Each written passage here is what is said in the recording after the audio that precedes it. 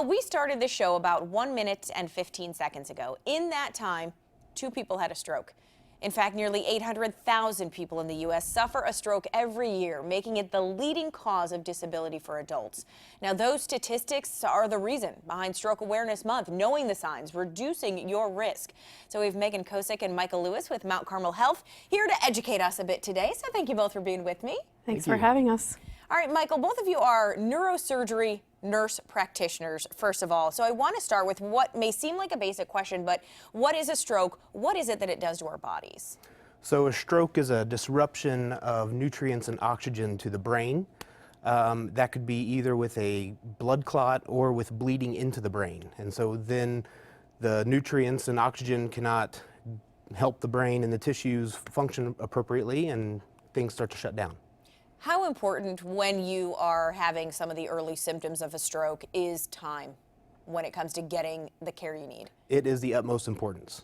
The time is the one thing that we have on our side that'll help us get through a stroke. Okay, so Megan, I've heard many stories, people who didn't realize they were even having a stroke, or people around them were unaware. So we want people to go over those signs, those things that you're going to see that may give you that extra time when it comes to a stroke. So this is Be Fast. Tell us what this stands for.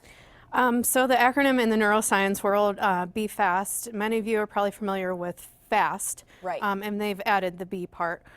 So B stands for balance. Basically, if you find somebody that might be suffering from stroke-like symptoms, ask them if there's a sudden loss in their balance or their coordination, if they're having a hard time walking around, or just something that's different for them. The E stands for their eyes. Is there any sudden changes in their eyes?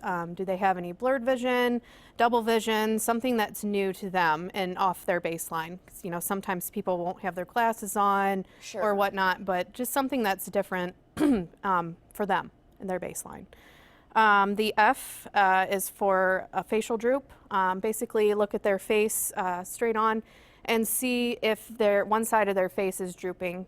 Have them smile, show their teeth, raise their eyebrows, that kind of thing. Just basic commands, and see if you notice asymmetry on their face. The A stands for arm weakness. Typically what we do in the hospital is we have people hold their arms up in front of them and see, if one arm drifts down. Okay. They don't have the strength to hold up both arms. Right. Okay. And sometimes people can't even lift up a side. We call that being flaccid.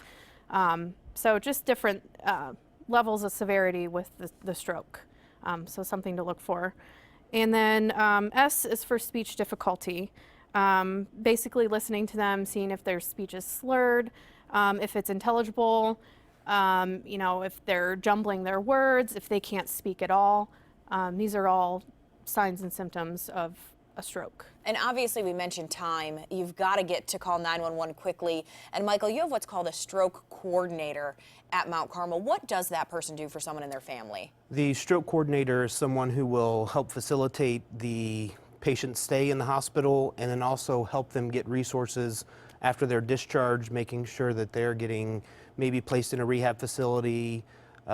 Just the extra help for not just the patient but the family as well. And that's someone who follows that patient through the entire course of their stay. So it's definitely a good tool to have for those families. I'm sure they appreciate that extra hand. Absolutely. And Megan, recognizing the signs you mentioned, the symptoms, those kinds of things, it's all important, but so is prevention. That's why we're here, because strokes are preventable. What can we tell folks to do?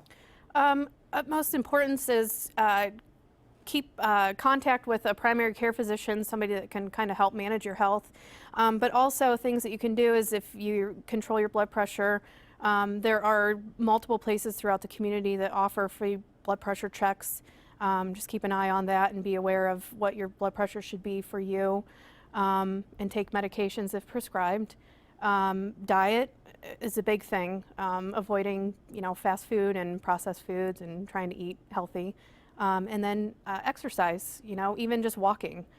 People don't realize what walking does for the body even. It doesn't have to be strenuous, cardio up in the gym or anything like that. Right. But yeah. Just staying active. It's these simple things that are in their control that they can do to prevent a stroke. So that's what we want folks to know. I want to thank you both for being here. Mount Carmel's website, great deal of information, more of what you guys have talked about, and that has been up on screen today. So thanks again. Thank you. Thank you.